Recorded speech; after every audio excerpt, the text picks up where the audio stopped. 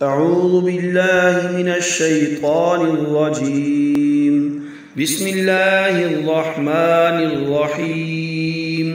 إن الصفا والمروة من شعائر الله.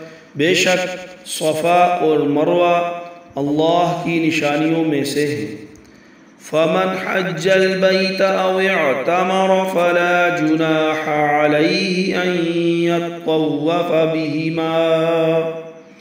لہذا جو شخص بھی بیت اللہ کا حج کرے یا عمرہ کرے تو اس کے لیے اس بات میں کوئی گناہ نہیں ہے کہ وہ ان کے درمیان چکر لگائے.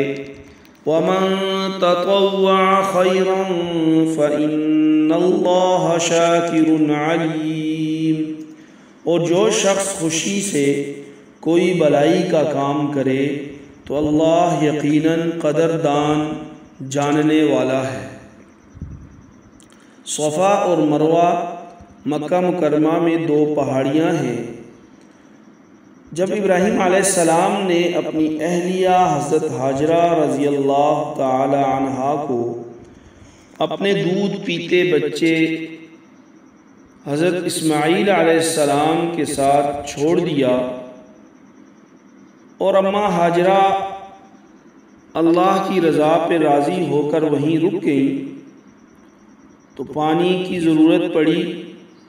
حضرت اماں حاجرہ رضی اللہ تعالیٰ عنہ پانی کی تلاش میں ان پہاڑیوں کے درمیان دوڑی تھی، کبھی صفا کی طرف، کبھی مروہ کی طرف، کبھی صفا کی طرف، کبھی مروہ کی طرف.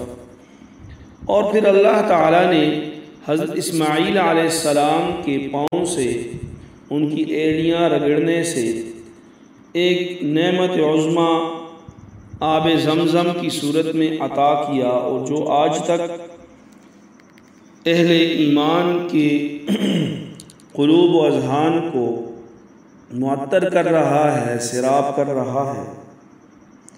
حج اور عمرہ میں اللہ تعالیٰ نے ان کے درمیان سعی کرنا واجب قرار دیا ہے. اگرچہ سعی واجب ہے مگر یہاں کوئی گناہ نہیں.